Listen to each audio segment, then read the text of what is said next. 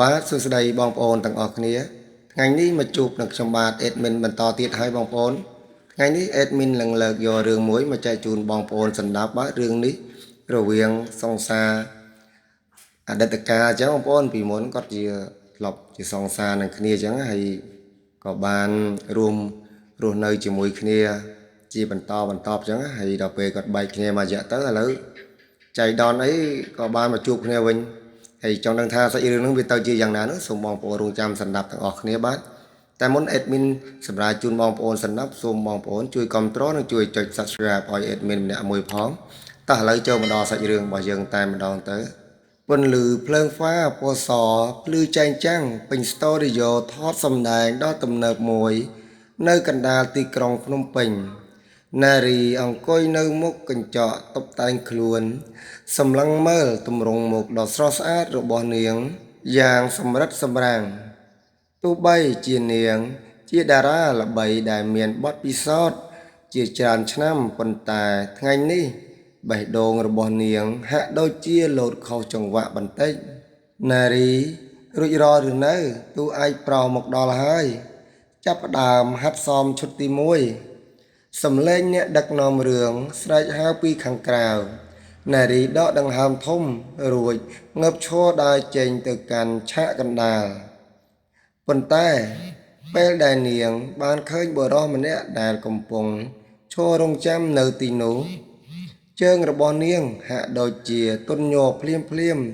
ស្មាដ៏មាំរាងខ្ពស់ស្រឡះក្នុងអាវយឺតពណ៌ខ្មៅរឹបរាងកាយនិងកែបភ្នែកដ៏មុតស្រួចដែលនាងមិនដែលភ្លេចក្នុងជីវិតគឺភក្តីសួស្តីនារីមិននឹកស្មានថាពួកយើងមានវាសនាបានមកសម្ដែងជាមួយគ្នាសោះភក្តីពោលឡើងដោយស្នាមញញឹមចុងមាត់បែបឌឺដងខណៈដែលកែវភ្នែករបស់គេសម្លឹងមើលទៅរាងកាយតូចស្រឡឹងរបស់នាងតាំងពីក្បាលដល់ចុងជើងភក្តីមិនក៏ជាលោកនារីព្យាយាមទប់សំឡេងមិនអោយញ័រតោះកុំបងអងយូរឈុតទី1គឺជាឈុតដែលតួឯកប្រុសត្រូវដើរមករកតួឯកស្រីចាប់ផ្ដើមអ្នកដឹកនាំរឿងបញ្ជាភក្តីមិនបងអងយូរឡើយគេបោះជំហានយ៉ាងលឿនមកចិត្តនារីរួចចាប់ដៃទាំងពីររបស់នាងលើកទៅលើជញ្ជាំងកម្ដៅពីរាងកាយដ៏មាំមួនរបស់គេបានជះមកលើនាងធ្វើឲ្យនារីមានអារម្មណ៍ថាដង្ហក់លែងខ្ញុំលោកកំពុងធ្វើអ្វីហ្នឹងនារីនិយាយតាមសេនាឌីយ៉ូប៉ុន្តែភ្នែករបស់នាងសម្លឹងមើលទៅក្នុងភ្នែករបស់គេដោយក្តីស្រើបស្រាលពិតប្រាកដខ្ញុំមិនលែង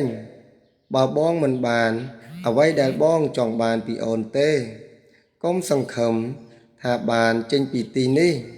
ភក្តីខ្សឹបដាក់ត្រចៀកនាងសំឡេងរបស់គេក្រអួនក្រអៅធ្វើឲ្យនារីព្រឺសម្បុរពេញខ្លួនគេអោនច្រមុះបន្តិចបបោមាត់របស់គេសឹងតែប៉ះនឹងកញ្ចឹងករបស់នាងក្លិនទឹកអប់បុរសដ៏តាក់ទែងរបស់គេធ្វើឲ្យនារីភ្លេចអស់នៅពិភពខាងក្រៅដៃដ៏ធំរបស់ភក្តីចាប់ផ្ដើមអូរចុះពីដៃមកកាន់ចង្កេះរួចរឹបបន្តិចឲ្យរាងកាយរបស់នាងអត់ជាប់នឹងរាងកាយរបស់គេអូនដឹងទេស្បែករបស់អូននៅតែទន់រលោងដោយការពីមុនអញ្ចឹងភក្តីនិយាយខ្សឹបដែលឮតែពីអ្នកបន្ថែមក្រៅពីសេនាធិយោលោកកំឈៀតឱកាសនារីតបតិចទាំងដង្ហើមញាប់ញ័រប៉ុន្តែនាងមិនបានរុញគេចេញឡើយផ្ទុយទៅវិញនាងបែរជាផ្អែកខ្លួនទៅលើទ្រូងដ៏មាំរបស់គេកាន់តែខ្លាំងខណៈដែលរាងកាយទាំងពីរស្ទើរតែរលាយចូលគ្នាទៅហើយនោះស្រាប់តែសំឡេងទះដៃមួយបានពន្លឺឡើងកាត់ផ្ដាច់បរិយាកាសដ៏ស្រាប់ស្រាលនោះភ្លាមល្អណាស់ល្អខ្លាំងណាស់អ្នកទាំងពីរកាយវិការនិងក្រសែភ្នែកពិតជាដូចគូស្នេហ៍ដែលឃ្លាតឆ្ងាយយូរហើយមកជួបគ្នាវិញមែន អ្នកដឹកនាំរឿងដើរចូលមកទាំងញញឹមបិទមាត់មិនជិតនារីប្រញាប់រុញទ្រូងភក្តីចេញរួចសម្រួលសម្លៀកបំពាក់ទាំងចិត្តមិនដាច់អាល័យនាងមានអារម្មណ៍ថាបេះដូងនៅតែលោតញាប់ឯផ្ទៃមុខឡើងក្រហមងាំងចាអរគុណលោកដឹកនាំនាងឆ្លើយទាំងមិនហ៊ានសម្លឹងភ្នែកភក្តីអូខេសម្រាប់15នាទីសិនទៅចាំយើងថតឈុតបន្ទាប់ពេលអ្នករាល់គ្នាកំពុងរវល់រៀបចំសម្ភារៈនារីក៏ដើរចេញទៅរកកន្លែងស្នាក់នៅខាងក្រៅស្ទូឌីយោដើម្បីដកដង្ហើមយកខ្យល់ឱកាសនិងរងាប់អារម្មណ៍ដែលកំពុងឆេះឆួលនាងឈប់ឯកក្នុងនឹងជញ្ជាំងក្បែរច្រកផ្លូវងងឹតមួយប៉ុន្តែមិនតាន់ទាំងបានដកដង្ហើមស្រួលបួលផងស្រមោលខ្មៅដ៏ធំមួយក៏មកបាំងពីមុខនាងភក្តីគេដើរស្កាត់ផ្លូវនាងរួចយកដៃម្ខាងច្រត់ជញ្ជាំងក្បែរក្បាលនាងធ្វើឲ្យនាងរត់ទៅណាមិនរួចលោកចង់ធ្វើអីទៀតហើយភក្តីមិញនេះទៅតែចប់ការសម្ដែងតានារីសួរទាំងព្យាយាមធ្វើចិត្តដាច់ភក្តីអោនមុខចុះបន្តិចមុខចិត្តរហូតចុងស្រមោះរបស់គេប៉ះនឹងថ្ពាល់ទន់រលោងរបស់នាង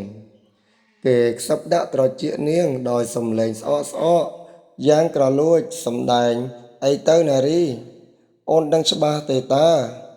ថាមិញនេះមិនមែនជាការសម្ដែងឡើយបងដឹងថាអូនចង់បានបង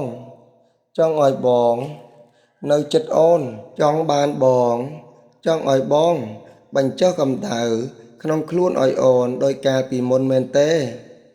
និយាយរួចពួកគេទាំងពីរនាក់ក៏ចាប់ផ្ដើមចូលទៅក្នុងបន្ទប់រួចក៏បើកឆាកប្រយុទ្ធគ្នាពេលនឹងតែម្ដងទៅពួកគេប្រយុទ្ធតតែអស់ចិត្តរៀងខ្លួនទើបនារីនិងភក្តីបំបែកគ្នាទៅតាំងចំហរៀងខ្លួនវិញបាទហើយរឿងហ្នឹងអេដមីនសូមសម្រាប់បញ្ចប់ត្រឹមតែប៉ុណ្្នឹងទេបាទបើបងប្អូនស្ដាប់ទៅពេញចិត្តសូមបងប្អូនជួយគាំទ្រនិងជួយចុច Subscribe ឲ្យអេដមីនម្នាក់មួយផងដើម្បីបានវីដេអូថ្មីបន្តទៀតបាទសូមអរគុណ